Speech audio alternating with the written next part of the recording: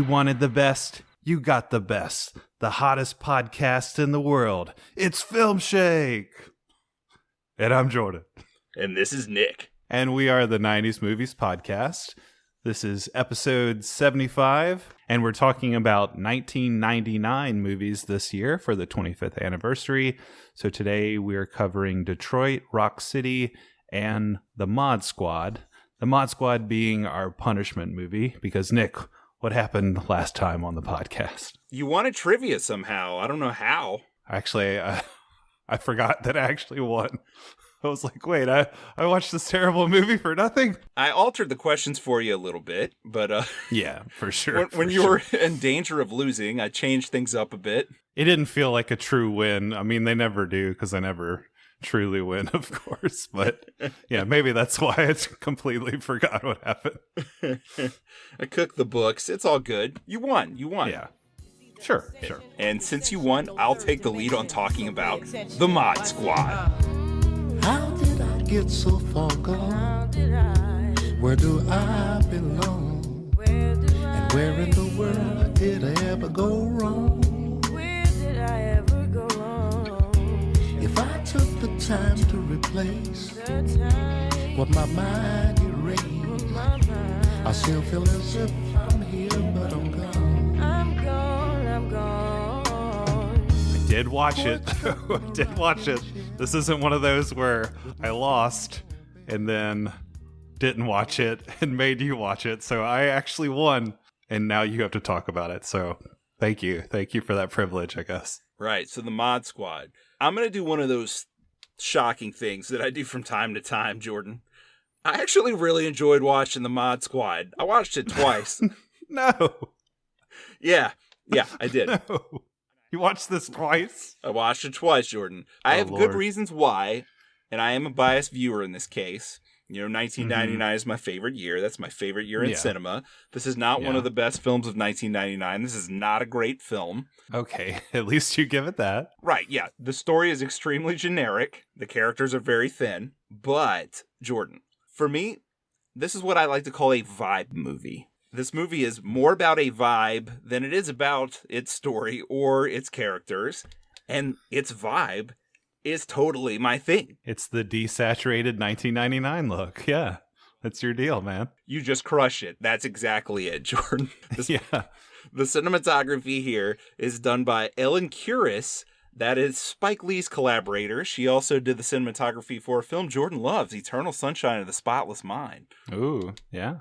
This movie looks great because they did the thing where they desaturated it, but then they went in and used a lot of really high contrast colors, like a lot of red, a lot of green, some purple. So the way that everything shows up, I just love when movies look like this. And they look like this the most in 1999. So this movie crushes that look. I love looking at it. I mean, you've got Claire Danes' hair and her outfits. You've got Giovanni Ribisi and his lack of hair and outfits. You got Omar Epps. You got Dennis Farina. I mean, I will grant you this movie is way more mod than squad, right? Like, it definitely looks good. All the people look good in it. It's got a great cast. I mean, all those actors that I just mentioned, plus Josh Brolin. You got Michael Lerner. You've got Richard Jenkins. You've got this great cast of people. And you've got, obviously, a really talented cinematographer.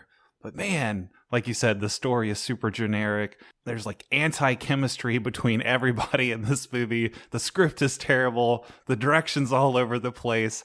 I don't really even know what the plot is. It's just really bad. And like for a crime cop movie, really boring too. It's just hard to get through, honestly. I disagree. The look of it could only take me so far. Well, it wasn't just the look, Jordan. The sound of this film, you have a late 90s trip-hop, kind of chill hip-hop soundtrack with some jazzy stuff thrown in. I mean, look, in the first 10 minutes of the movie, Morphine, gosh, I loved Morphine. Great 90s band. They're in this. Mm-hmm. You got a Bjork song. You got all this cool music in here. You have a collaboration between Curtis Mayfield and Lauryn Hill. The soundtrack is great. Yeah, I mean, like the soundtrack, yeah. Right, so that's what I'm saying. It's more of a vibe thing. I love how it looks. I love how it sounds. It's not a great movie, but this is the kind of thing I could just throw on and bathe in the aesthetic experience. I don't even have to be watching it almost. It could just be there. And Just be there in the background. right. And this is, of course, something that happened a lot in especially 1999. 1999 was famous for having movies that were remakes of 60s and early 70s shows. Don't know why. I mean, we already did one of these, Dudley Do Right. And you just have a lot of looking back at the past, like Blast from the Past, which we also covered. Mm-hmm. Two Brendan Fraser movies there. I mean, so many TV shows. I don't know why they thought it would be a good idea to do this, but they tried to remake these things into movies and try to make money. Unfortunately, this movie bombed. It didn't even make back a third of its budget in the theater. $50 million budget, only grossed $15 million. And the TV show, admittedly, I've watched a lot of old TV when I was a kid. I watched Nick at Night in the 80s when it was Dick Van Dyke in the Patty Duke Show. They didn't show the Mod Squad. They showed Dragnet and Get Smart, but not the Mod Squad because it's not really the greatest show. It's just kind of a show for kids. So I was really surprised in the first 10 minutes of this when I heard multiple F-bombs and there's a sex scene. I don't know why this is rated R, but it is. I guess it's part of the aesthetic here. It's 99, man. You got to appeal to that Gen X crowd. The desaturated, like, heroin chic crowd, you know? I guess so. But, man, I was fine with it. I love Claire Danes. Giovanni Ribisi gives the weirdest performance. He's so weird in this movie. I was down with everything he did. He's basically just the biggest screw up on earth. He screws up everything, even getting coffee. He's like accidentally sticking his thumb in the cup and then burning his finger and then spilling it. And just every throwaway shot, he's doing something wrong. He's so strange. I was into that. Yeah, I mean, he had so much potential in this. I really love him as an actor. I just recently watched Suburbia from Linklater, mid-90s movie with him in it, and just with a talented director and great script, he gives that same kind of like manic, screw-up, nihilistic, ranting vibe that they were kind of going for here with him to a degree, but I don't know. It just felt like everything had such potential in this, but it just fell short to me because I was digging some of the stuff that he was doing, but like you can only get so far with a really bad script. So some of his dialogue and all their dialogue was just like really flat, and the chemistry between the characters just like never really gelled. It just felt like nobody really cared a whole lot because I don't know, they couldn't put their heart into this because, again, back to what's written on the page just wasn't that inspiring, I imagine, for these actors. I think the scenes with Danes and Ribisi together, especially later in the film, are pretty fun. I will say I don't mind Omar Epps as an actor at all. And I should say the plot of this is just that the Mod Squad are three troubled teens who basically get one last chance from this police captain who's played by Dennis Farina, who says, hey, look, I won't bust you this time. You won't go to prison if you be this Mod Squad police unit that can go undercover. You're like cool, hip youngsters. You can go places we can't. Which makes no sense. Like on a tactical, like logistical level for a police officer, just be like, yes, you untrained juvenile delinquents, we'll make you cops now. Like, but they're, I don't know, they're not even really cops. They're just basically like narcs. Like go and hang out in sketchy places and give details on whatever sketchy person they catch in the act of something. Like Omar Epps basically just like chases one guy down, gets some information out of him and lets him go. But it's like, oh no, it's cops. So it's like, no, it's just like a bunch of kids that the cops like released back into the world. It's just kind of silly plot for sure. That's the TV show though. I mean, that's not on the movie. That's the plot of the TV show. And they don't get guns either. So they're almost unarmed throughout the movie. Ribisi's character, I thought, had some funny lines. And even his character, I like that he's just such a screw up. His rich, wealthy parents just think he's a joke and he goes to them for help. And his mom does slip him some money. But you kind of get like a little background, even though the characters are thin here, that, man, this guy is just a joke to his father and doesn't take him seriously. And that just kind of reinforces his inferiority complex. And I liked how Dane's character was like in recovery, and Dennis Farina had helped her get into recovery. So that's one of the reasons she's doing this. And spoiler, but it happens in the first 15 minutes. Unlike the TV show, his Captain Greer character dies. He gets framed and set up. The plot of this movie is something that I would have written in like a sophomore high school English class. It's just that all the cops are bad and they're doing a drug deal, and Dennis Farina was onto them and he gets killed. And the Internal Affairs is looking into it, but these three teenagers, really, they seem like they're in their early 20s. They're just totally on their own in this, which also I like that too. Again, the plot's not great. The characters aren't that well drawn, but I like how they're just like on their own and have no idea what they're doing, even though, again, the plot is so thin. I mean, it's like the kind of movie where someone goes up to a window and all the bad guy cops are together, like repeating their plan really loudly for each other. Which actually happens in this movie like multiple times. Right. And Giovanni Ribisi's a tape recorder and records it. And Josh Brolin, who is like sleeping with Claire Danes, just so happens to be the pimp / drug dealer that's in with the cops. Or maybe he was planted there and like get with her by the cops somehow. I don't know. It's just like, okay, this is a little too convenient or not explained. All this is just really silly and doesn't make much sense. But okay, whatever. It's based on a 60s show. All right, let's go with it. It's just not that entertaining to me. I forgave that. I mean, my score for this movie is only a 6 out of 10. It's not great. Yeah. I think that's better than a lot of the reviews that this movie got at the time. It got like a 3% of Rotten Tomatoes.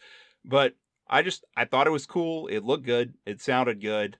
I like Claire Danes in this. I like Ribisi. Even Omar Epps. I was thinking after I watched this, and I noticed someone else posted about this somewhere, that if Will Smith had been cast in this instead of Omar Epps, this movie might have had like a little bit more, it might have congealed together a little better. Maybe there would be more charisma in the film and maybe more energy, and maybe it would have been a minor hit with him involved instead. That feels like a slight on Omar Epps, though, and Omar Epps is my boy. Like, I love that dude. But yeah, he doesn't have a whole lot of charisma in this. He's very just wooden, like, because again, his character's super thin. There's nothing to really work with there. He's just kind of standing around looking at the waitresses in the creepy club that they have to go to. He does a good foot chase at one point, but other than that, he doesn't really have much to do. Yeah, and his character really, his trait is just that he's paranoid and he doesn't really trust people. So that kind of puts him at odds with everyone around him. But he's really quiet about that too. And again, I'm not trying to slight him. It's just, I mean, Will Smith in the late 90s is Will Smith. I mean, he could have done this instead of Wild Wild West, which no one could have made good, and maybe made this a little better. That's all I'm saying. Omar Epps in Wild Wild West and Will Smith in the Mod Squad. Yeah, that would have been rad. That would have been interesting. Just to give a shout out to not a 90s movie, but an Omar Epps movie from 2000. Just watched Love and Basketball, which is really great. He's really amazing in that. Have you seen that movie? A long, long time ago. In a basketball galaxy far, far away. I remember him being really good in that. That was a great role for him. Yeah, he had a great role in that. Yeah, it's just fantastic movie. Been getting into some more of his movies lately, so yeah, just hate to see his talent wasted in this trash. Yeah, and you get Eddie Griffin in here as his buddy for a minute, but they only have like one scene together. Which that even felt forced and just not funny. I don't know, it's just... But I think you're selling the sense of humor in this movie a little short. There is a really, really, really dark, winking at how nasty Hollywood can be thing here. You get a lot of it with this gangster character who's also a music mogul, where he keeps talking about his band that rocks and that they rock really hard. And then whenever they land at the end of the movie, it's like these like it's Hanson. It's basically Hanson. They're all like, "We love you. Why are you leaving us?" And like giving him a hug, and it's real gross and icky, and everyone is grossed out by it. Yeah, that's super gross. And you see Omar Epps looking at him like, this is Michael Lerner's character you're talking about, but yeah, it's like, what the hell? Like, what is this guy? This is so creepy. And that's right after he asks him to dance to a jazz remake of These Are a Few of My Favorite Things from The Sound of Music, which is also, I thought, really a really strange, funny scene. I did laugh a decent amount. There's a funny scene where Giovanni Ribisi goes to a car wash and does a lot of stupid stuff. There's a through line here where Omar Epps' car just gets more and more destroyed through the movie. I think something that this movie is missing for me is one really awesome action scene. There's just a few like quick action beats. I really wanted a moment, especially near the end, where all three of them got in Omar Epps' beat up car and Claire Danes was in the backseat, and she was like, go, go, go. And then, like, they chased somebody, and there was, like, some carnage and wrecks and stuff. I feel like they could have done that with a $50 million budget. I was sad that that was missing. I'm with you there. It definitely needed more action because there's multiple stakeout scenes where they're just kind of sitting in the car, or, like, they go to a place and then they have to wait. And then, like, even when you do have some of the action beats where, like, somebody is killed outside a trailer, it's just, like, poorly shot, and I don't know, it's just kind of clunky and doesn't really work that well. All right, so Jordan thinks this movie sucks, and a lot of people do. I'm very biased in that I enjoy its aesthetics. Also, when this movie again came out in 1999, my favorite year, that was the first time I went out to Southern California in the LA area. I feel like it captures the vibe of that area of that time really well. So if you're into that, it has that too. I think it's underrated. Jordan thinks it sucks. I don't think it delivers on an action level or a story level or a character level. But I've been collecting the official Dreamcast magazines that I missed from 1999. I almost had a complete set of those. And I got one in the mail the other day. And Sega spared no expense with that magazine. They got the best graphic designers to make that magazine look awesome. It's the best 1999 aesthetic. And honestly, this movie has Sega Dreamcast magazine aesthetic. Even if you look at the orange on the poster, that's what it reminds me of. So biased. This is a 6 out of 10 for me. I could watch this a bunch of times. I could throw this on in the background while I'm doing other stuff. I liked it. I wish there was more information about the movie out there. The Blu-ray has no extras other than the trailer. If you Google this movie, there's like hardly any information at all, because I'm sure they probably shot a lot of stuff that wasn't used. I'm sure this probably got hacked up a bit. They just wanted to bury it, man. They just wanted to get rid of this. Like, the world does not need more 1999's Mod Squad. Maybe that's what makes me like it more, too. Like, these three characters are underdogs. You're contrarian. They're outcasts. And this movie is an outcast. You like it because everybody hates it. Yeah, exactly. There are other people who like it. I found some others who get it, Jordan. Dude, there are wardrobes in this. Your 1999 Mod Squad cult. The Levi's tie-in for this movie, they got their own tie-in with Levi's jeans. I'm just all about this. Yeah. This transports me to my favorite year, and damn it, you know what? I love it for that. I don't care what anyone says. I mean, I'm with you on the vibe. I'm with you on the aesthetic, for sure. I just wish the story and the writing and the directing and the acting and everything else were good. All right. I guess we can move on then. What score would you give this? Like 1 out of 5. Dang, that's low, man. Yeah, we watched some bad movies for this podcast, and you haven't given a score that low often. And my feelings are a little hurt here for the Mod Squad. Flopped at the box office, underappreciated. My co-host hates it. I'm the only one who loves you. No, it's not true. That's what Jordan's trying to make me feel isolated and alone. There are other people who love the Mod Squad, like 10 people. My 10 people out there. That's right. Who love 1999's The Mod Squad. You reach out to those 10 for support. Right, and you can reach out to me at filmshakepodcast@gmail.com. There you go. Email us there, and we'll start a group together, a support group. Just like how Claire Danes goes to AA, her character in this movie, we can go to a support group, the Mod Squad Anonymous. Sitting around a circle and hold the DVD. That's right. No, there's a Blu-ray, like I said, with no extras, just a trailer. Okay. I guess it'll never get a 4K. Well, you know what should have a 4K if it doesn't? 1999's Detroit Rock City.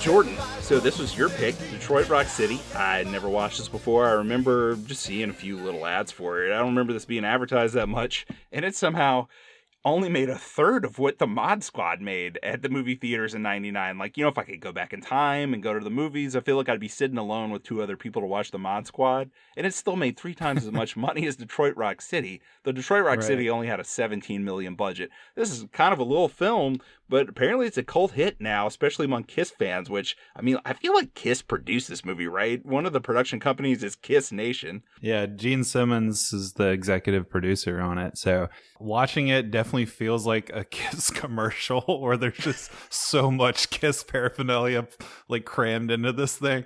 But yeah, I grew up watching this, saw it either 99 or early 2000s. Remember just really having a soft spot for it.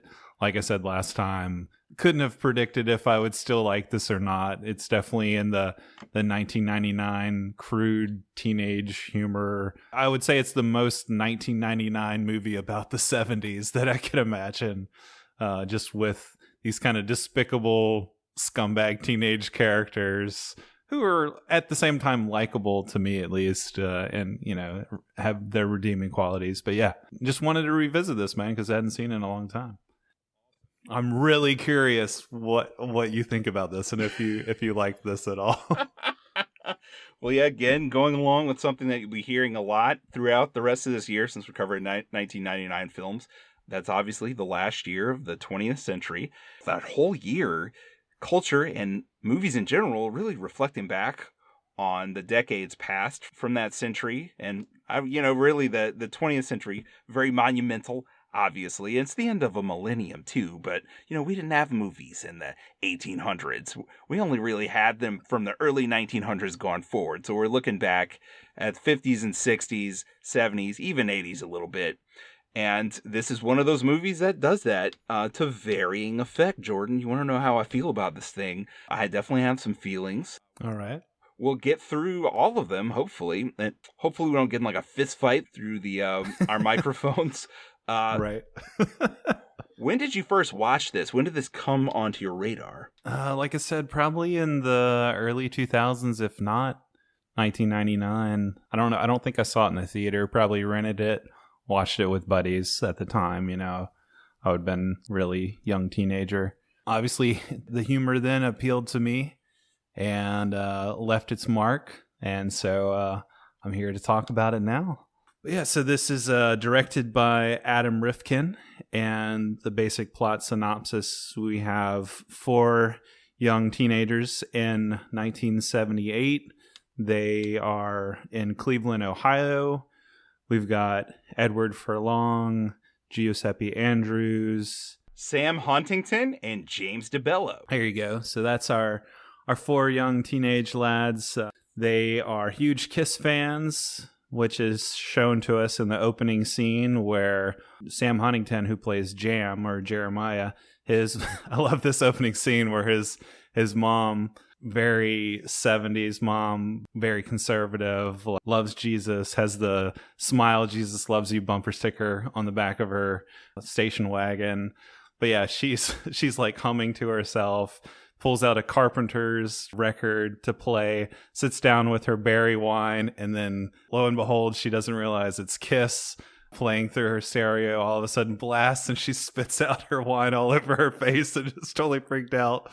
And then we see her rush to Giuseppe Andrews. He and the other guys are in a band together. They're in the basement of this character, Lex, played by Andrews, and they're jamming out. It's just raunchy, obviously smoking weed, got like Hustler magazines all over the floor, Kiss paraphernalia everywhere. They're obviously just like a bunch of kind of grungy hard rock fans in a band called Mystery, with the S looking like the Kiss S. But yeah, then the mom like busts up on them and like makes the young boy Jam come home and clean up his act and throws away his Kiss record in the garbage. But yeah, so that kind of gives you our introduction to these kids, and the whole plot of the movie is basically them trying to go to Detroit to see Kiss in concert and the different kind of hiccups and bumps along the road as they try and get there. Adam Rifkin, of course, directing the smash hit that Filmshake covered more than 4 years ago now. And it wasn't a smash hit. It flopped, but it was called The Chase with Charlie Sheen and Christy Swanson. Not the best movie, but there's a theme that carries on through all those movies that we've covered so far that we'll talk about later. Trashy. Trashy.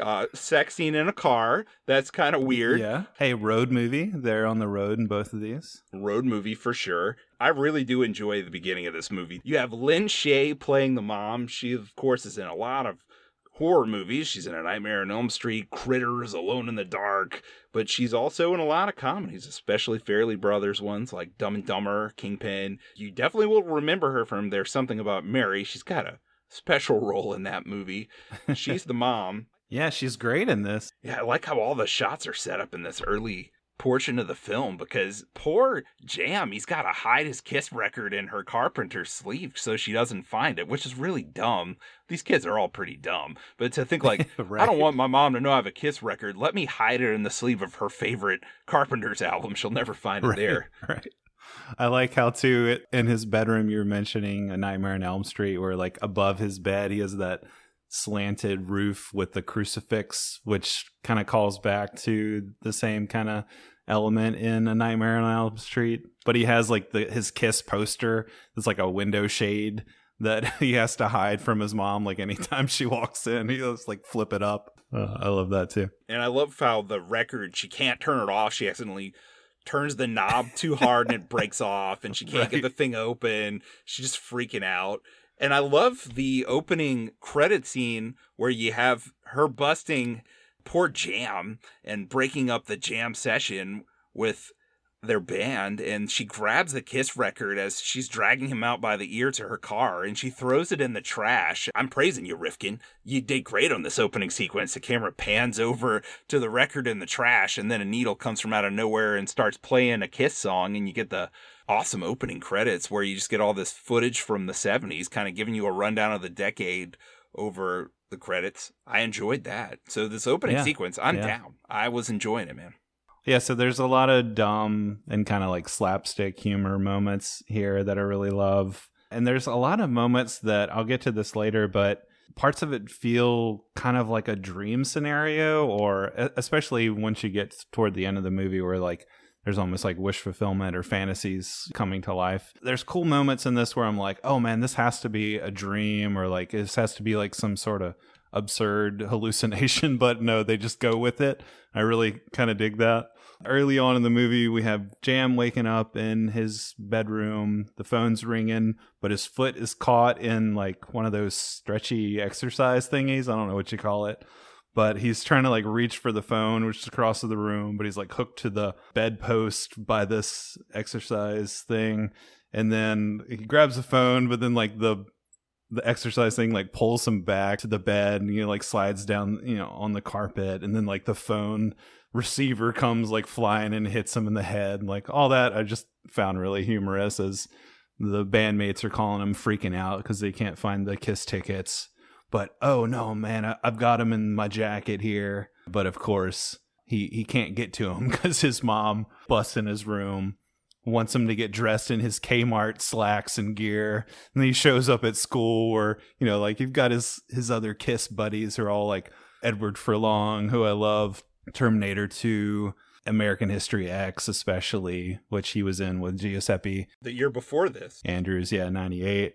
Yeah, I love his whole vibe and kind of sleazy energy in this.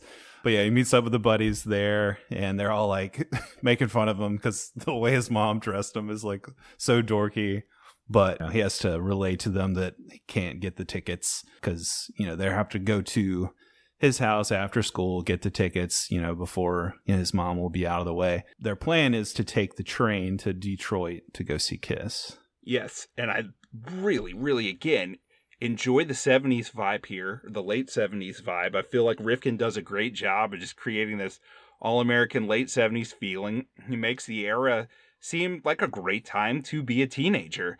And I wanted to be there, frankly. I enjoyed the Yeah. stupid exaggerations at the school, even where everyone is a little off. There's all kinds of weird stuff going on. Right. A lot of dumb juvenile humor. There's a scene where they're all hiding in the bathroom there, and Oh, I love they it. end up in the girls' Love it so bathroom. And they end up in the stall next to this girl that one of them has had a crush on for a long time. Since second grade. Right, since second grade. She starts to pee, and then she starts farting. It's so juvenile and dumb. Could it get any dumber? Well, yeah, it could if they're all standing on the same toilet and it suddenly breaks, and they knock the wall down on top of her, and all the stalls fall like dominoes. Everything goes chaos, and they run away. Again, it's kind of dreamlike, and it's really stupid, but I enjoyed it. That was fun. I love how Lex goes, I've never heard a girl blow ass before. And that's when the toilet just like disintegrates under their feet. They fall over, and then the stall like falls forward, so they're all exposed. The girls like still sitting on the toilet, all exposed. And then like the stall doors, like you said, are falling like dominoes. And she's just screaming the whole time. I love how all the boys run away, and then Lex is just kind of standing there like shrugging, like, I'm sorry. It's just that moment really made me laugh out loud, like hard. I love that. And like you said, it's really juvenile and stupid, but this movie knows what it is. It knows. I love that it knows that it's juvenile and stupid, and it's just gonna lean into that. And there's like some unexpected turns that it takes with that kind of humor that I really found enjoyable. Yeah, you can tell this is Rifkin's vibe, and this is his era. So he's able to probably best perform and be the best filmmaker he can when he's doing this kind of stuff. And I like these actors for the most part. I mean, Giuseppe Andrews, I have a soft spot for from Independence Day, where he's the sibling of our boy James Duvall from LLC Punk. Randy Quaid has all the quirkiest kids in that movie. He did a bunch of micro-budget movies. He's a filmmaker here. Giuseppe Andrews, I'm speaking of. He was. No one knows where he is. He hasn't been seen in years. But I watched his directorial debut, which was produced by Rifkin. It's called Touch Me in the Morning. And it's a trauma film, right? It's a trauma movie. I read your review on Letterboxd. Yeah, it sounds pretty messed up. It's extremely messed up. It's like the weirdest mix of sweetness, mostly because Giuseppe Andrews has this weird, sweet innocence about him, and just total grotesquerie, total debauchery. I feel like I may be scarred from life from watching it, but at the same time, there's just something about it. It takes place in a trailer park, which Giuseppe Andrews is from and lived in a trailer park. So there's something really middle America about that movie I really enjoyed a lot that I feel like he captured well. But all that to say, I like Giuseppe Andrews in this too. I think he's probably my favorite out of these four. Though Edward Furlong, I mean, again, I'm with you. Love that guy. He kind of had a rough career path after this, mainly due to some drug issues, but I think he's been sober for 5 or 6 years. He seems like he's doing well going to conventions and stuff. And he just sleazes it up in this movie, but he's not the sleazy one. The sleazy one is definitely James DeBello as the lead guitar player Trip, who's just like the biggest, dumbest meathead perv guy. I like that all these guys, you really have to think about what instrument they play, because Edward Furlong is the front man of the band. He's the main singer. He's the Gene Simmons guy. And then Jam is the drummer, which sometimes the drummer is the dumb meathead guy. But hey, you know what? I play drums and bass, so I'm going to have a soft spot for all those people. I play bass the most, so maybe that's why I like Giuseppe Andrews the best. Yeah. He's the kind of more soft-spoken, nicer guy, but not as nice as Sam Huntington, who I think has been so traumatized by his mom, he doesn't want to inflict any trauma on anyone else. He's probably the sweetheart of the bunch. He's the sweetheart for sure. But you got a great crew there. These four guys have good chemistry together. And you know, when they're on screen together, I'm loving this movie. Yeah, for sure. I think they do have amazing chemistry. I'm with you. I like the lived in, very realistic 70s vibe. Well, I'd say realistic and lived in, but like you said, there's a lot of exaggeration and stereotype in there, but I think that works with the absurd humor of the movie. Yeah, I'm with you. I want to be there, like with these kids, like hanging out in that school, like ditching class and trying to get to the Kiss concert. I was digging the vibe. I was digging the chemistry. So yeah, all this stuff is working for me. And unfortunately, the Kiss tickets were left in a jacket in Jam's closet. His mom finds it, and again, this is like a really dumb, over-the-top scene, but I did enjoy it. He gets called into the office by name. Everyone is laughing hysterically at him. And then his mom grabs the microphone from the principal and she starts yelling at him over the whole school intercom. Even the teacher is laughing so hard she's crying. It's so stupid, but it was really funny. He just gets totally humiliated. And I like that he's got the Melanie Linsky girl in class with him. Melanie Linsky, of course, an actress that I'm terrified by because she was in The Shield a few years after this, and she played a killer along with her boyfriend. She was just the sickest, most terrifying character, and she usually doesn't play characters like that, but she was so convincing. I'm scared of her and everything, even in this where she's just like a sweet little innocent girl who has a crush on Jam. I don't know. I don't trust her, man. But they're in class together. They have like sort of like a meet cute thing where they've been in school this whole time, but they accidentally bump heads together when they're reaching down to grab a pencil. So you get a little something there right before he gets humiliated. Yeah, right before he gets humiliated. And her in this, like at this young age, man, it was kind of uncanny how much she looks like Karis at that age. Just looking at pictures of my wife from way back, I'm just like, oh my gosh, like she looks so much like Karis. It was kind of weird. That's strange. I dig their whole kind of awkward romance here and bumping heads, and she throws the pencil and pokes him in the eye. And then, the very over-the-top, exaggerated mom on the school intercom's really fun. You get cutaways to all the boys in their different classes. I love the cutaway to Edward Furlong. He's in chemistry class or something. He's got like the goggles on that make his eyes look really crazy and huge. Yes, and everyone is laughing but them because they know what this means. She's about to burn these tickets, and that's what she does. She burns the tickets right in front of him. She's just the worst in this movie, man. And, I can relate to poor Jam here because, I love my mom and we've reconciled and made amends, but my mom did stuff like this to me. She didn't come to the school and yell over the intercom, but she did at one point throw away all my toys because of that stupid Terror in the Toy Box book and took away other things like that. And I was like, damn it, leave Jam alone. He's just trying to be a teenager and enjoy his life. Right. Hey, man, lay off your mothers, man. If not for her, we wouldn't have smoked that Panama Red last night.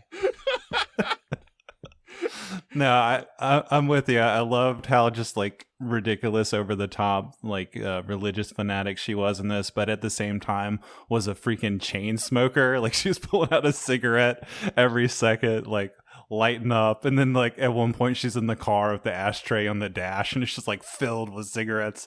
But yeah, in this she's smoking a cigarette in the school and then lights up the tickets and throws them, I guess, like in an ashtray or something. I'm looking at all the other boys are like peeking around the corner watching this. I'm like, why don't you run up and grab the tickets before they burn? Like, I think they're all scared of her. They're all just paralyzed in fear by this woman. She has like so much power over Jam, especially in this, which is like makes you feel for him and like really frustrated. Like, and then very cathartic when he tells her off in a very teenage way. Not till much later in the movie, though, because in the dream logic of this film, he immediately gets sent off to like a boarding Catholic school. It's called like Vale of Tears. Right. Like that very day. It's like that very day, that very hour. He's just, carted away. Right. And this is where we have to get more tickets. So James DeBello, I want to call the characters by their actor name and their real name. His name is Trip James DeBello, the meathead guy. Yeah, in my notes, I had everybody as their character name except for Furlong, because, Furlong is the most notable one to me, but everybody else was Trip and Jam and Lex. Which is funny because he's Hawk, right? He has the coolest name. Yeah, he has the coolest name. So they win 4 tickets through a radio contest, and the trip is back on, but now they have to rescue Jam from Catholic school and from the priest who's holding him captive, who is played by Joe Flaherty, famous for being a parent on Freaks and Geeks, famous for being the heckler in Happy Gilmore, famous for his work on SCTV. Yeah. This guy's been in all kinds of stuff. Plays Father McNulty. Right.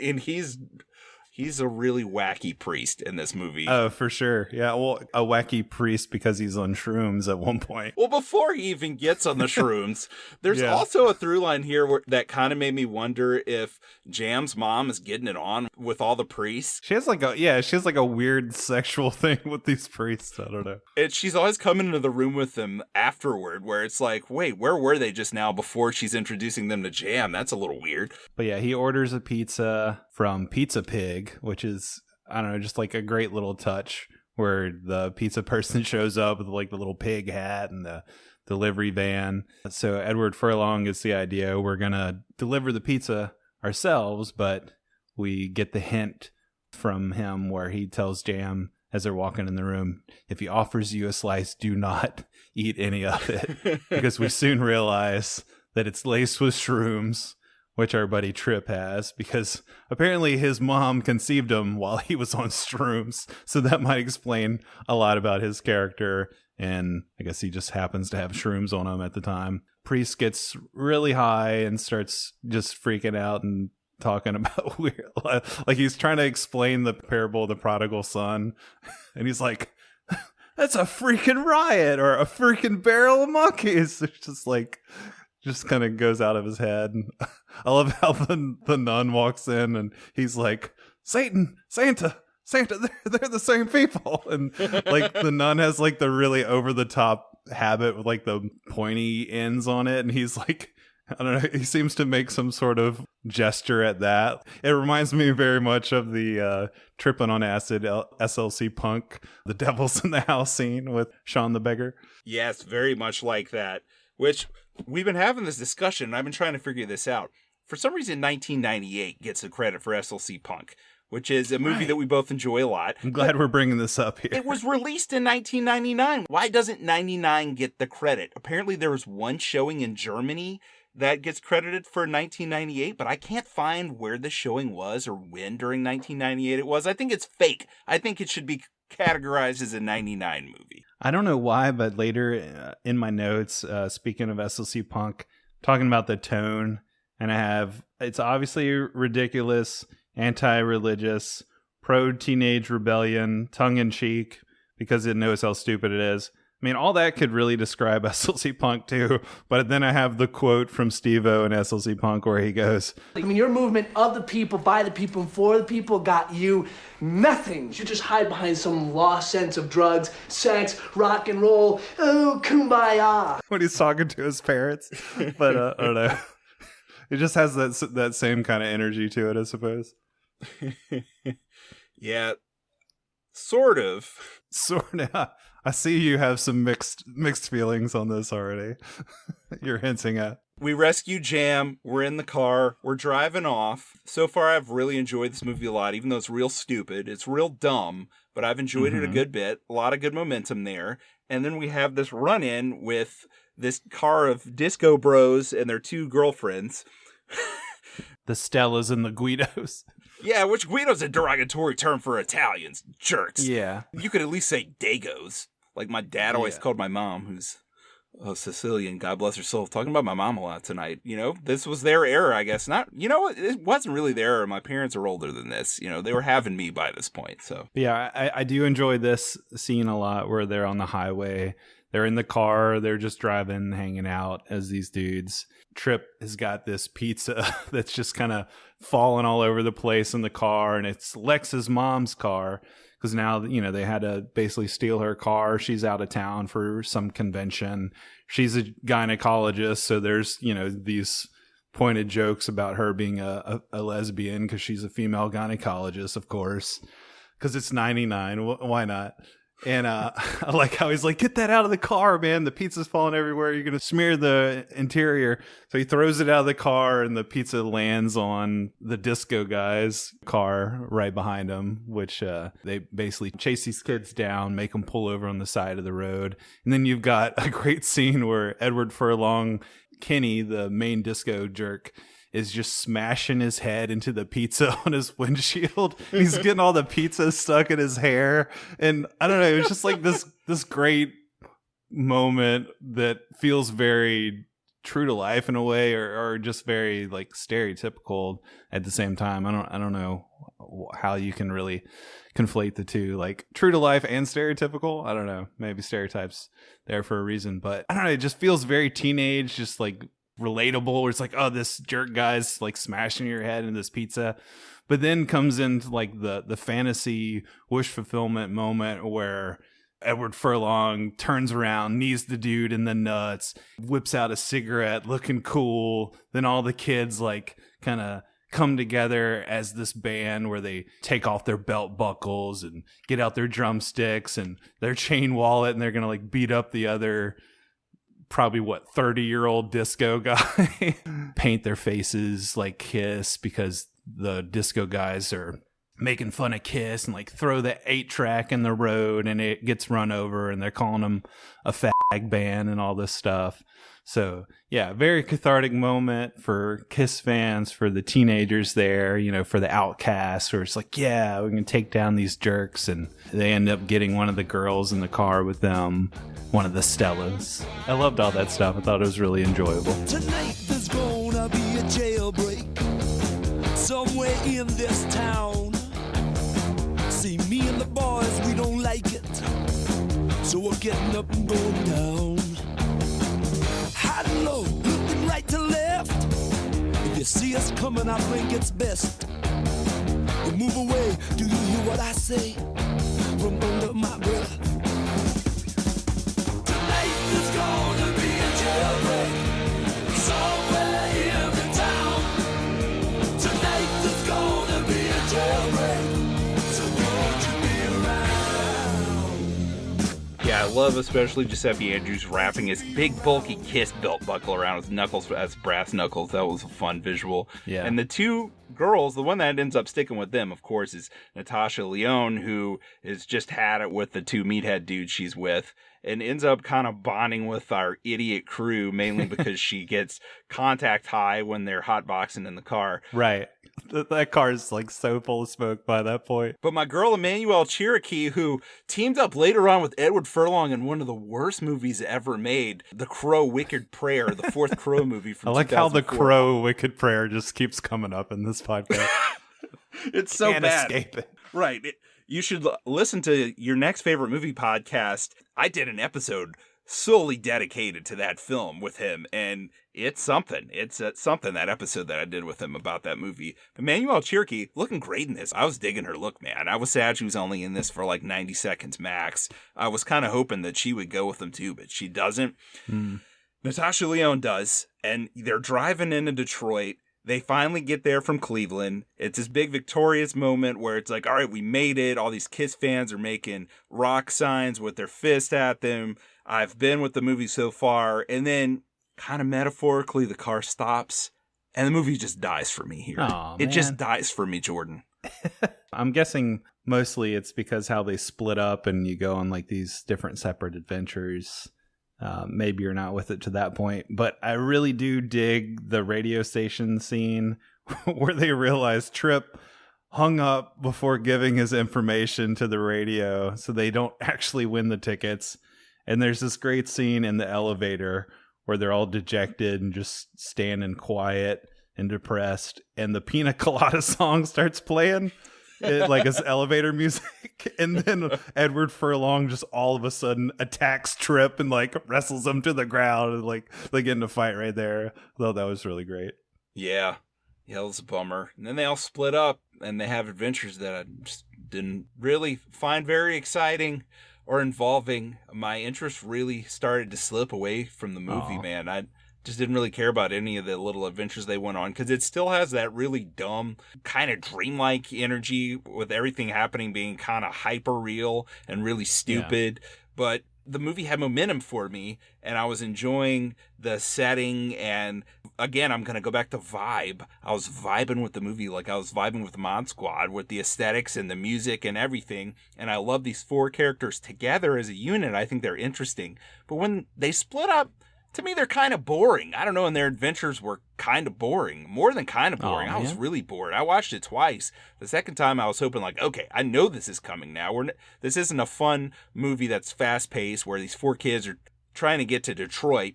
it's not that anymore. They're in Detroit and they're just separated, and it's not what I signed up for, and I just don't find it interesting at all, man. I did not dig this 40-minute. It's like 40 minutes before this, and then 40 minutes of this, and then about 15 minutes after this. And this 40 minutes just dragged for me, man. Was not into it. I did not feel that. I can see how you could feel that, just the separation, the going into different side quests and everything in it, not like necessarily moving the plot forward in a traditional way, but I don't know, I dig all these characters. I dig the little different side adventures. I didn't really have a problem with any of this. I was into it. I don't know, like, I guess with that kind of stuff, you always have the trouble of some adventures are going to be more interesting than others. But I don't know, I never really felt that here, where you've got Jam, he gets caught by his mom, she's at the anti-kiss rally with all the other mothers and throws him into a church where he's got to go in a confessional. You got him meeting up with Beth, his romantic interest from school, who just happens to be there, and then they're doing it in the confessional. You got the creepy priest who's only interested in hearing about the sexual details of his confessional. You've got Lex evading the security guards, and he's backstage trying to get away from these guys. You got Furlong in the striptease, so he's basically trying to buy a ticket off a scalper. Doesn't have the money, so he's got to try and go win a contest at this strip bar for old ladies, basically. He goes in there. Tell me you didn't laugh at him throwing up on the stage. That was a highlight. All four of their stories had a highlight moment where I was into it. And for me, his has two. It's where he throws up and then something that happens in the car a few minutes after that. So I did enjoy just him throwing up. But, man, him in the bar, it's like nothing's happening. I don't know, man. I wasn't into it. Okay. That was definitely a highlight where, like, before he gets up to strip, he just barfs like a ridiculous amount into this pitcher, and all the ladies are watching, like, just completely grossed out. Then he continues to do his striptease, which I was just expecting it to end right there. Like, he barfs and then, you know, that's it. But then he gets up and he does his little striptease, and then they get into it, but then he falls off the stage. So I don't know. I enjoyed all that stuff. I thought that was pretty wacky fun. I did like that he loses, which he should lose. It would be even dumber than any of the other dumb things that have happened in the movie if he had won. And I guess this is really dumb too, but Gene Simmons, of course, the frontman of Kiss, his wife in real life, Shannon Tweed, which if you went through puberty in the 90s, you know who Shannon Tweed is. She was in Playboy a lot. She did a lot of erotica. She is just a woman sitting in the back of the bar that for some reason is really into Edward Furlong. So much that I think really living a lot of teenage boys' fantasies in the 90s, she not only wants to have sex with him, she wants to pay him to have sex with him. Right. He basically becomes a gigolo. You know, you got the scene in the car with them where you have basically his premature ejaculation and then him saying, well, now you've seen both me and my dick throw up tonight. Yeah, that was the part where I laughed again. It was funny, but then I was like, all right, well, now your drawers are full of jizz. Are you just going to take those off in the car and go commando the rest of the movie? Yeah, these are the kinds of things I think about, Jordan. Thinking about the logistics, the logistics of the jizz drawers. And then they do it off screen after that, so he does have some success afterward. Right. She seems happy with the experience, and then he says, I don't want the money. It would devalue the experience. She's like, no. You're a sweet kid. I know you wanted to do something with the money. I'll give it to you anyway. Just think about it. It's not for the sex. It's just because I want to give it to you. Just want to help you out, kid. So damn dumb. It's damn dumb, but this whole movie is damn dumb like that. And like we said, all of this is basically wish fulfillment because they all end up with somebody or, you know, become a hero or do something grand in these little side adventures, which, you know, to me makes it enjoyable, makes it pay off even in a ridiculous dumb way. Well, for me, it's like a neglected payoff because this is the middle act of the movie. So you never see Shannon Tweed again after the car. Yeah. She's gone. She does not come back in the movie. You have Jam's little adventure in the confession booth with Melanie Linsky. She drives off with her family to move to another town. She's out of the movie. That's over with. You got Trip in the convenience store. Yeah. You got Giuseppe Andrews with Natasha Lyonne, where she is passed out from the weed and the car gets stolen. I did like that my boy from The Sopranos, which premiered in 1999, who played Bobby Bacala. He's one of the guys who's cutting the car up. Giuseppe Andrews brings a gang of dogs and rescues Natasha Lyonne, and they kiss, but then she's out of the movie and she doesn't come back. And then, yes, Trip, James DeBello, he gets in this weird fight with this family that has this little annoying boy and this really big older brother named Chongo, where he ends up trying to rob them, and then they threaten to beat him up because he doesn't realize Chongo's a part of the family. He just thinks he can steal from this little kid because Trip's kind of a dick.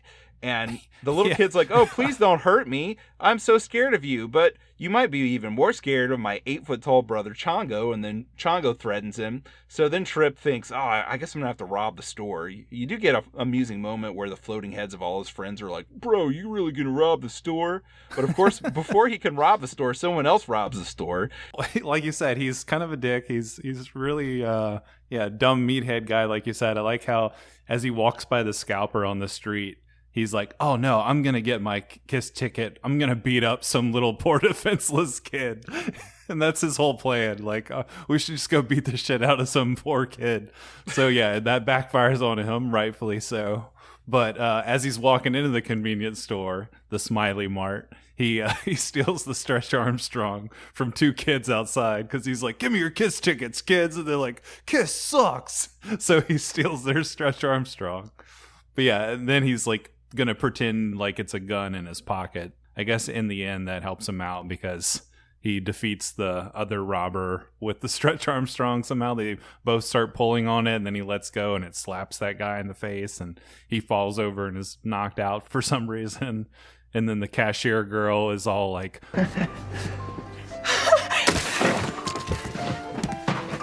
thank you. Who are you? They call me Dr. Love. I'm sailing away. Set an open course for the virgin sea. 'Cause I've got to be free to face a life that's ahead of me. all this was ridiculous wish fulfillment for sure.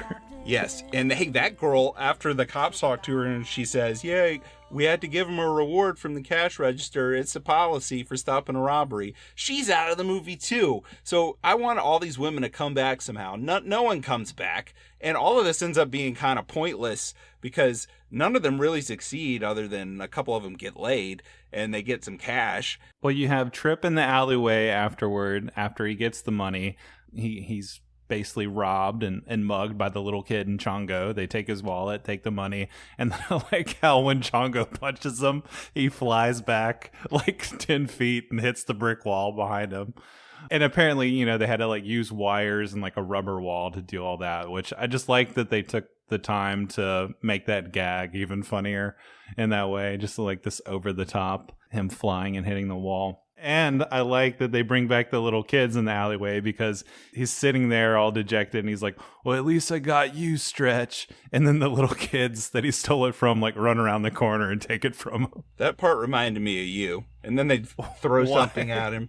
I don't know why. That just reminded me of you. Yeah, they throw like a Twinkie at him or something.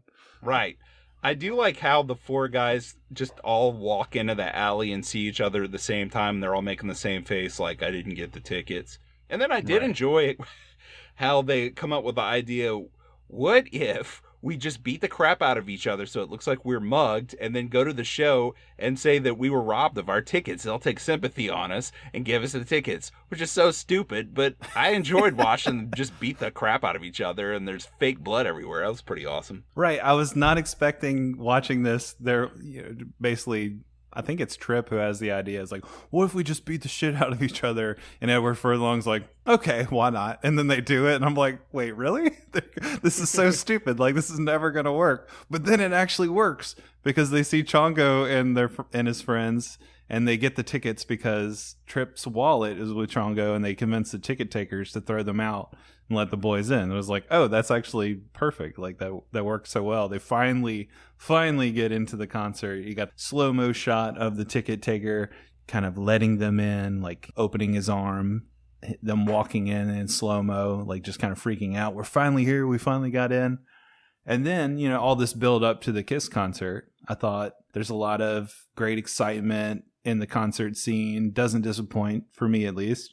Even though we're basically just watching these elderly Kiss members try and relive their glory days. They've got the old same like spandex suits on, but you can tell they're a little out of shape or a little bigger in the in the torso and everything. But this whole thing, like I said, just feels like a big commercial for Kiss, executive produced by Gene Simmons. But what the hell, it's really fun. I love how you have like the inside of the mouth of Gene Simmons shot where it's like the tongue, basically like tongue cam of him like sticking out his tongue, wiggling it at the crowd. I thought that was really creative and fun. But yeah, you've got this one song scene, and then basically that's the end of the movie. I'm kind of with you there where I would want a little bit more falling action, a little bit more resolution, maybe bring back some of these characters after the concert. I was honestly a little shocked that it ended right there. Like, they get in, they watch the concert, and then that's it. It just, cut to black. That's the end of the movie. I had a lot of fun. I'm glad that you dug some of it. I did like the show at the end. It is tough. There's so much momentum of them playing the title of the movie song, playing Detroit Rock City, and them being so into it and catching the drumstick and all the pyrotechnics going off, where it would feel like a letdown if you had a bunch of scenes after this. It kind of makes sense for the end of the film, but at the same time, with everything so unresolved, at this being a movie and not just a Kiss commercial, even though I guess It is a Kiss commercial. It's like on the one of the extras on like a Kissology Volume 3 DVD set. Right. I would have rathered some more movie-like stuff after the concert film at the end. So yeah. No, you're right. I mean, it does feel right to end it there on that momentum, like that payoff. And it feels very in the spirit of the movie. Like the movie itself feels like it has the point of view of a teenager, not even just with the crude humor, but Jam telling off his overbearing religious mom, and it just kind of ending there. There's no like resolution between them or them coming to understand each other. It's just like, screw you, mom. And then he walks off. And then they finally get to the concert and they watch it and they're elated. And it's, again, just that teenage boy fantasy fulfilled. And that's the movie. It ends. And so it feels kind of true to the movie to end it there. But yeah, at the same time, I'm kind of with you. I wanted a little bit more resolution. And honestly, I just kind of wanted to hang out with these characters some more and be in that world. I was down for some more of it afterwards, Well, that's another issue there. I enjoyed the first 40 minutes of them being together, and then you split them up for such a long time. I mean, really more than half the movie. It's like you finally got them back together, and then the movie's over. Yeah, I feel you on that for sure. Well, I guess let me praise one other aspect of this movie. This is an important thing to praise. So I buy the soundtracks for all the movies we cover. I collect them. I have shoeboxes full of CD soundtracks, and I digitize them all, and I actually listen to them pretty frequently. This soundtrack is phenomenal. The soundtrack for the Mod Squad, too, really, really good. I mean, I talked about that already. I like both these soundtracks, but this Detroit Rock City soundtrack, really phenomenal. One of the best aspects, if not the best aspect of the film. You get a lot of really good 70s rock music, but the soundtrack is just really well thought out, really well sequenced. It kicks off with your boys in Everclear, a band Jordan's got a real soft spot for. They cover Thin Lizzy's The Boys Are Back in Town. And Thin Lizzy, a 70s Irish rock band, I really dig. I'm thinking, man, what about Thin Lizzy? Are they going to show up on here? Well, they do. You got Jailbreak by Thin Lizzy later on. It's great. Oh, yeah, and they play that where they're busting them out of St. Bernard. So, yeah, that was a great needle drop in the movie itself. Right, yeah, this movie's full of a lot of good needle drops. I mean, it's 1999, so you got Highway to Hell, AC/DC, but it's covered by Marilyn Manson. Yeah, that's in the credits of the movie, but apparently I think that got like a Razzie for worst cover in a movie on a soundtrack or something like that. To me, I'm not a big Marilyn Manson fan, but yeah, it's not a great cover. I love his cover of Eurythmics. Enjoy that. Don't enjoy this Highway to Hell cover as much. Maybe because that's already a hard rock song, so he kind of makes it lame.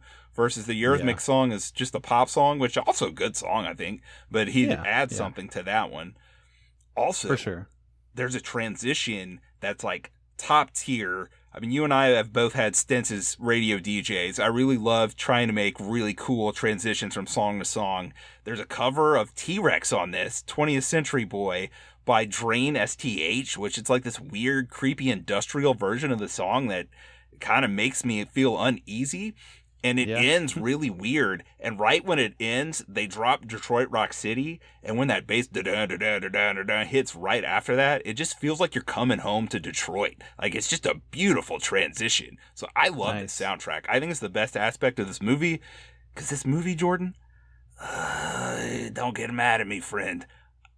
I think this and The Mod Squad are both vibe movies. This is a dumb movie. You have to suspend your disbelief while you're watching it. And you know what? I was down with that vibe for those first 40 minutes. It felt like I was in the late 70s. I loved it. It's autumnal, too, because this is take place in the fall. So when they're driving, all the trees' leaves are changing, and they're blowing leaves that have fallen around with the car just blowing all around in the frame. So I'm into those first 40 minutes. But then the vibe for me just gets lost when they get to Detroit, which isn't even Detroit. They filmed in Toronto, so it's generic Canada Street.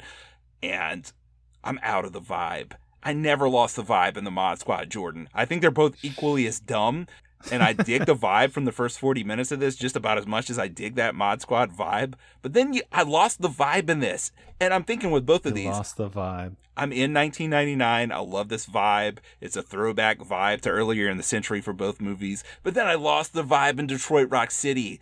And it knocked the score down, and I wanted it to get back there. And after the concert, I was like, I'm kind of on a high for this one part, but I need this to wrap. Oh, the movie's over. 5 out of 10, damn it. 1 point lower than the Mod Squad, Jordan. You're giving Mod Squad a higher score than this. Oh my gosh, dude. I'm can't sorry. believe it. I watched them both twice because I wanted to give this a higher score. How many more times are we going to say vibe as well? No, man, I've made my statement about how I would like more of a resolution, but I had a whole hell lot of fun watching this movie.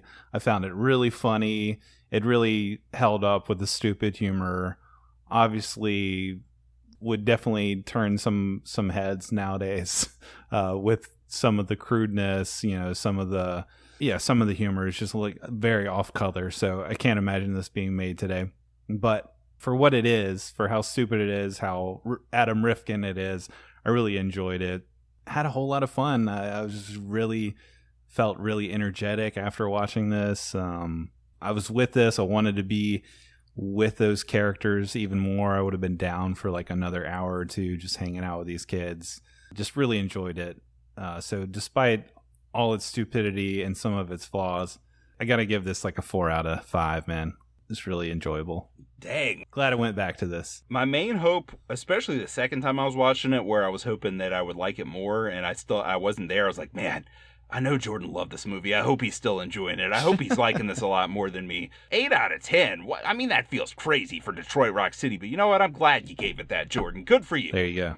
Yeah, and you know, to bring back our, I'm not going to have any philosophical rant here, but I always have to ask about what was the philosophy of this movie? You know, what can we talk about in that regard? But determination, damn it. They were some determined kids. They were going to go to this Kiss concert, you know, or bust. So, you know, determination. That's right. Nothing was going to stop them. Nothing was going to get in their way. All right. So, movie connection, what do you got for us? Well, since I like the Mod Squad a tiny bit more, I connected Mod Squad to Payback, and really you could connect both movies in this fashion. They're both a throwback, right? But the Mod Squad that came on in the late 60s and early 70s, that's Payback's vibe. Payback's more than a vibe movie. It actually has a good plot, It's got some good characters. It has a little silliness, but overall, it's got a good plot and good characters. It's more of a real movie to me than these two movies. And action beats, yeah. And action beats, right. So you have that late 60s, early 70s vibe, like Payback and the Mod Squad, and Jordan. And the cops are also crooked in the Mod Squad, just like they are in Payback. And at the end of the movie, they're busted by internal affairs after the protagonist sets them up. Both movies, Jordan. Yeah. Boom. And got the desaturated look like we talked about. They're both desaturated. Yep, but 1999. Right, 1999. But where Payback goes with that blue filter feel, Mod Squad goes for like a little more of a washed out but like high contrast color feel. There's a part in the Mod Squad where they're at the beach and the sun is in the top left part of the frame and the ocean is about halfway up on the frame, and it's so desaturated that the sun is washed out and its reflection is washed out. So the reflection and the top half of the frame are just white. It's so gnarly and rad looking, man. Damn it. I don't want to hear you talk about Mod Squad anymore. I'm going to bring it up in every episode for the I rest just of want to the talk year. about Detroit Rock City, and almost as much as I liked watching Detroit Rock City, I also really enjoyed stumbling upon an old Angel Fire webpage that's still active. That's all about, well, it's not all about Detroit Rock City, but it's somebody created this Angel Fire webpage in '99, and they have a section of the webpage dedicated to Giuseppe Andrews. So you've got a bunch of like old scanned in photos from the movie and like a biography and a filmography for Andrews. And I actually found a 50 question list of trivia questions on this Angel Fire webpage. So I took some of my trivia questions just kind of in honor of this very antiquated time capsule of a webpage and put it into my trivia battle questions here for you tonight. So are you ready for the trivia battle? Hold it! Pop quiz, hotshot. I guess. So I'm doing a brave thing here where I'm going to actually ask you questions about the movie you just watched twice. So I'm pretty confident that I'm going to lose. But again, I had to pay tribute to the Angel Fire. Man, I'm a little scared because what if it was when I was zoning out in the middle part? I don't know, man. Yeah, I'm going to look for those in here. Hold on. All right. Angel Fire was rad. I had a GeoCity site back in 1999, but I think it was pretty much just pictures of Obi-Wan Kenobi and Anna Kournikova. I don't know why I had both of them on there. That's probably weird. And that was pretty much it. Maybe I had a picture of Tony Soprano on there too. It's just like, hey, I like these three things. I had a weird Angel Fire website, or it might have been some other offshoot of Angel Fire that was like Smashing Pumpkins vibe, called like Swirled and Bedazzled. And it was like where I posted my really bad lyrics and poetry for my middle school friends. And I remember posting one for a girl that I dated there that like she made some sort of comment in my guest book about that I interpreted her thinking the song was about her, but it wasn't. So then she called me vain for thinking that I thought she thought I wrote a song about it. I don't know. It's like, I don't know why I remember this from, more than 20 years ago. But yeah, that's the memory I have associated with those late 90s, early 2000s, really old websites. Dude, speaking of Smashing Pumpkins, we forgot to say this. Giuseppe Andrews is in the video for 1979. 1979. He's the kid driving the car. And then Corgan brought him back for the Perfect video a few years later where he's older. That video's a lot more depressing than the 1979 video. Oh, nice. I didn't realize that. But yeah, that is cool. I dig the connection there.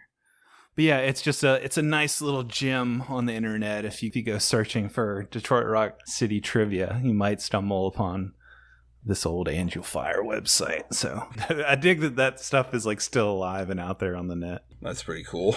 Well, Jordan, you're not going to believe this. My questions are based on the Mod Squad. The TV show or the movie? So we didn't mention this.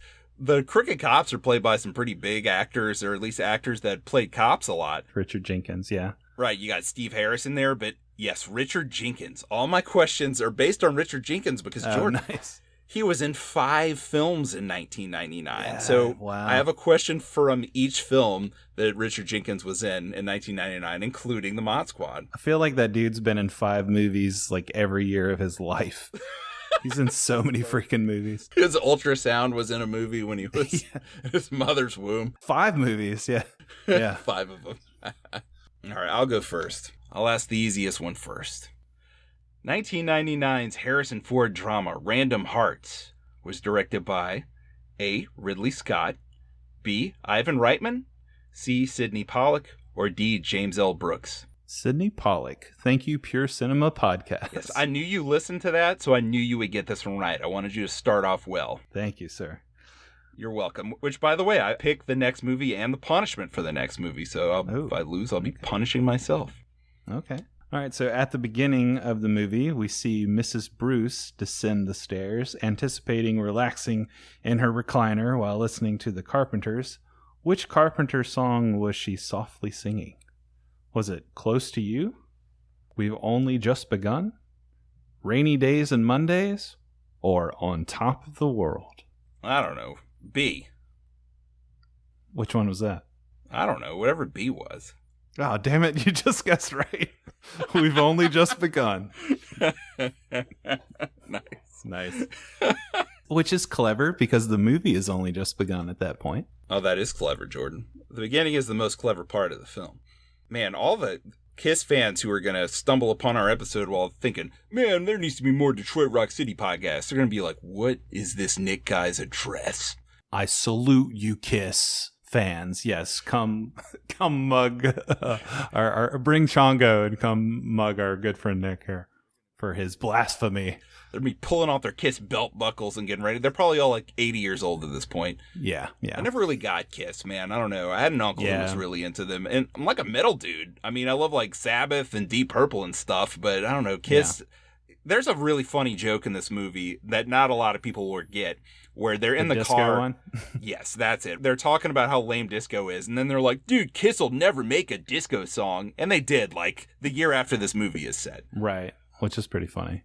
But yeah, I never really got Kiss too. I was not into the face paint. I was not into most of their music. Feels pretty cheesy, but it's hard to deny Rock and Roll All Night. That's a pretty fun, catchy song. Like, been played to death for sure, but something you can enjoy. They do have some fun songs. I mean, I like the title song from the movie. And it's weird. They had this weird Kiss-a-sauce at this time. They had this movie in 99. The next year, I talked about the Dreamcast already. Jordan, they had their own Sega Dreamcast first-person shooter, Kiss Psycho Circus. It was horrible. That's crazy. But they did have it. Hey, my boys, The Replacements, they did a Kiss cover. So what song did they cover, Jordan? I don't know. It was on Let It Be. I think it was. I don't know. It feels like you're stalling. Answer this question. All right. Give it to me. We just watched The Mod Squad. What was Richard Jenkins' character's name in that movie? Was it Ralph Watershed, Bob Mothershed, Bob Waterford, or Robert Jenkins? Watershed? Wrong. Bob Mothershed. Oh, Mothershed. Damn it. Oh, yeah, it was Bob. Yeah, because Giovanni Ribisi's like, yeah, Bob. The way he says it. Right. I thought that would be easy because of that. Yeah. Oh, well, that's okay. Okay. Number 2 here. So while Chongo is on his way to confront Trip for bullying his brother, Trip tells the kid that he can have his wallet, to which the kid responds, I was going to take your wallet anyway, after Chongo and his friends crush your rib cage like a blank. So what analogy does he use? A can of Billy beer? A Donna Summers 8-track, a styrofoam cup, or a pack of Luckies? He says pack of Luckies, doesn't he? Yeah, he does. Nice. I knew that would be an easy one, but I don't know why. I just love that detail. Awesome. All right, number 3, Jordan. I've heard some people recently say that Snow Falling on Cedars may be the best film of 1999. I don't know. I never saw it. It looked kind of boring to me. I am going to watch it this year, but... Yeah. Never seen it. I don't know if that's revisionist history or what. I don't know. I guess I'll find out when I watch it. Who directed this film, in which Jenkins plays Sheriff Art Moran? Was it A, Alan Ball, B, Scott Hicks, C, Ang Lee, or D, Claire Denis? Was it Ang Lee? No, it was Scott Hicks. Unfortunately, Scott that Hicks. means Jordan Rather shockingly, you've lost again at trivia. Rather shockingly.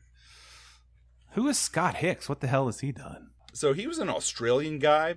He actually did a few things. He did that Heart of Atlantis movie. He did like a lot of schmaltzy, like romantic type movies after this. He did a Nicholas Sparks movie. He did The Boys Are Back with Clive Owen, which is all right. I watched that one with my wife at one point. We went through a lot of Clive Owen movies. So he's done a lot of stuff. It's No Boys Are Back in Town. The music video directed by Adam Rifkin for Everclear. Apparently, yeah, he directed the music video too. And then you have our 4 leads from the movie in the music video as well, with the Elvis character from The School. He plays one of the security guards at the concert. And then you have the Everclear band. It goes back and forth between the 70s and the 90s. So it goes from like Everclear dressed up like a bunch of 70s guys with like weird wigs on. And then it like jumps to them in the 90s with like suits on, and they're playing in front of a concert and stuff. But I just thought it was funny that Rifkin and all the like a lot of the cast went and made that music video. Yeah, you're getting a full dose of 1999 history there, listeners. I will say that. There you go. Very disappointingly, the song The Boys Are Back in Town, I don't remember it being in the movie The Boys Are Back. Maybe that's why I didn't think it was the best movie I had seen. And I only really learned about that music video and all those details because of that Angel Fire website. So that's the kind of personalized, detailed information you get in 99, not in our hellscape Instagram filtered world of 2024. Ugh, gross. 2024, yuck. 1999 forever. Forever. And you know what? It's time for 2 more 1999 movies, Jordan. You know, when we decided we were going to cover 1999 all year, a lot of people were probably like, oh man, there's so many huge movies that everyone talks about that these guys will be talking about. Nope. My pick after this one is one of the biggest ones. But nope, you're right. From Detroit Rock City and the Mod Squad to these 2 movies I'm about to say. So I'll say the Punishment movie first. The Mod Squad starred Giovanni Ribisi, not his only 1999 movie. He did another critically panned movie that year, Jordan. You know, Mod Squad only got a 3% on Rotten Tomatoes, which I don't put a ton of stock in Rotten Tomatoes. 29%'s pretty bad, and that's what The Other Sister got. Directed by Gary Marshall, starring Ribisi and Juliette Lewis. That will be the Punishment film. All right. Should be a good time. I did not know about this film at all until doing my research for this episode. So yeah, that'll be interesting. I remember seeing the trailer for it and thinking, this feels like it's in bad taste. I don't know. I don't even know what it's about. What is it about? It's about the other sister. She's not quite right in the head, Jordan. Neither is Giovanni Ribisi's character. He's not quite right in the head either. Gotcha. But these 2 crazy kids are going to find love together to the tune of 29% on Rotten Tomatoes. Is this his his attempt at Oscar nomination? He's going to play like a mildly mentally challenged person. Right. I think unfortunately he went the route they say you shouldn't go in Tropic Thunder. Full retard. And he didn't win. He didn't win an award there. Yeah, I just watched. Speaking of, that's strange that comes up because I just watched Tropic Thunder for the first time. You might have seen my Letterboxd review of 2 stars, but I was not into it. What the hell? I was not into it, man. Get out of here. Somehow I love this dumb humor in Detroit Rock City from '99, but couldn't get into the mid 2000s humor of Tropic Thunder. I just did not laugh at all watching that. What? What? You didn't laugh at all? No. In Tropic Thunder? No. I mean, I might have smiled or smirked a little bit here and there, but it mostly didn't land for me. I don't know, man. Not even on What Do You Mean, You People? Not even on that? I don't know. It's just a weird time of comedy, and I just remember not being into it at the time when it came out. I didn't fully watch it. I watched like the first 15 minutes at a friend's house, and I was just like, oh, I'm not into this. And I don't know if it just calls back to that time in my life or what, but I don't know. It's just like all the humor felt like really dated and just like not funny. All right, listeners, let's move on from this traumatic conversation as quickly as possible to our main film for the next episode, which may cause some trauma. This is directed by Joel Schumacher. I don't think we've said his name yet on Filmshake somehow. Jordan, you want some Nick Cage, buddy? You want some Nick Cage? Yeah. He did a couple movies in 1999. One of them is 8mm, directed by Joel Schumacher, written by Andrew Kevin Walker. Grossed almost $100 million at the box office, which is more than double his budget. Decent little hit there, but some dark content involved. Damn, yeah, this is pretty dark. You got Joaquin Phoenix. You got James Gandolfini during the same year that he premiered as Tony Soprano. Peter Stormare. Jordan, I've never watched this. I've always wanted to watch it and just was looking for an excuse. Let's cover this movie, Jordan. It's 1999. Let's do it. All right. I have seen this before. It's been a long time, but you're right. It is a dark-ass movie, so you might regret your choice here. I mean, unless you're into snuff films or something, but yeah. Yeah, okay. The Other Sister in 8mm. Did not see that coming. That was my intention. I figured if 8mm is really that dark, what's the dumbest thing we could pair that with? And it was The Other Sister, so there we go. The Other Sister at 8mm coming next time on Filmshake. I hope you can't wait. All right, I can't wait. I don't know. All right, yeah, I'm excited. Wow. Okay. Well, thank you guys for listening. We appreciate everybody who listens and supports the show. So if you do want to support us on our Patreon, we have a Patreon for bonus content, or you can sign up for at least $3 a month, get bonus content. Nick's going to be doing some special episodes for our $5 subscribers, personalizing their episodes. Anything you want us to talk about, or want Nick to talk about at least, you can get it there on our Patreon. So go to patreon.com/filmshake. You can also reach out to us by email at filmshakepodcast@gmail.com. And thanks again for listening. We appreciate all you guys. We'll catch you next time for more Filmshake. Take it easy.